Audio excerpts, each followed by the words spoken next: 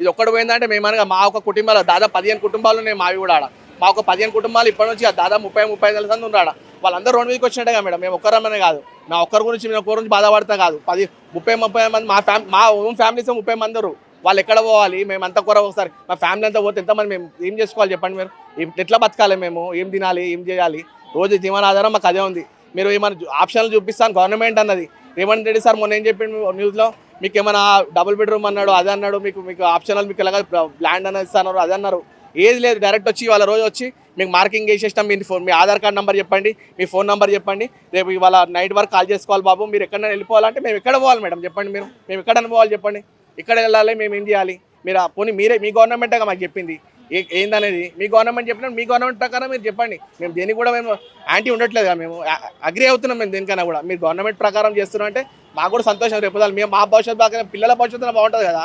మేము దాని గురించి కూడా మేము ఒప్పుకుంటాం. మేము చేయండి, మా ఉన్నాయన్నీ తీసుకోమనండి, కానీ మేము బతికేది ఆధారం లేకపోతే ఎట్లా మేడం చెప్పండి? మీరు గవర్నమెంట్ చేసేదే రాంగ్ థింగ్ అనిపిస్తుంది. ఇప్పుడు ఇన్ని రోజులు ఏమైనా కరెక్ట్ అనిపించింది మాకు కూడా, చేసేది రైట్ థింగ్ చలో పోయి. మేము కూడా రేపు పొద్దున మా లేకపోయినా మా పిల్లల భవిష్యత్తు బాగుంటుంది. రేవంత్ రెడ్డి సార్ వచ్చినందుకు మేము ముందర మేము కూడా లేకపోయినా మా పిల్లల ఫ్యూచర్ అని ఉంటుంది, అట్లా ఆలోచించినాం. కానీ ఇప్పుడు ఏంటంటే మేము అన్నీ చూస్తుంటే మాత్రం ఇది మాకు ఫ్యూచర్ కాదుగా. మేము ఉన్న బతుకుగా కలియుగంలో నరకం కనిపించినట్టు ఉంది మాకు. ఇదంతా కలియుగం నడుస్తుంటే కలియుగం నరకం ఒకటిదే ఉంది, కానీ దాన్ని తెప్పించి ఇంకేం లేదు.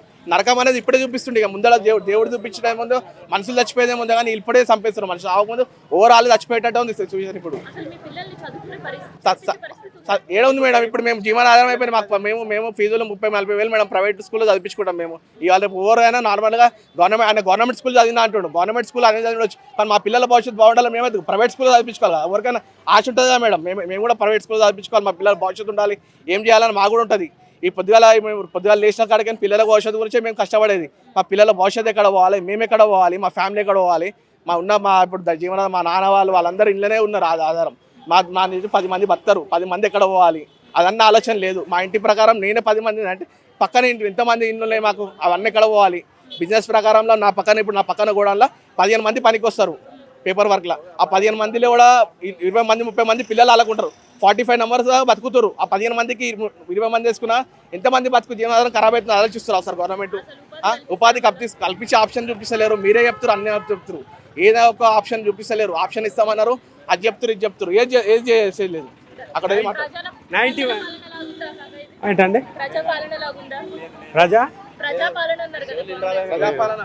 లేదు మేడం, ప్రజాపాలన లేదు, దొంగల పాలనగా అయిపోయింది ఇది. మాకు షెడ్లు ఇస్తున్నారు, అక్కడ షెడ్లు ఉన్నాయి. చాలా మంది కూడా పేదలు కూడా అక్కడ వచ్చి పనులు చేసుకుంటున్నారు. వాళ్ళకు కూడా ఇప్పుడు లేకుండా అయిపోయిన పరిస్థితి.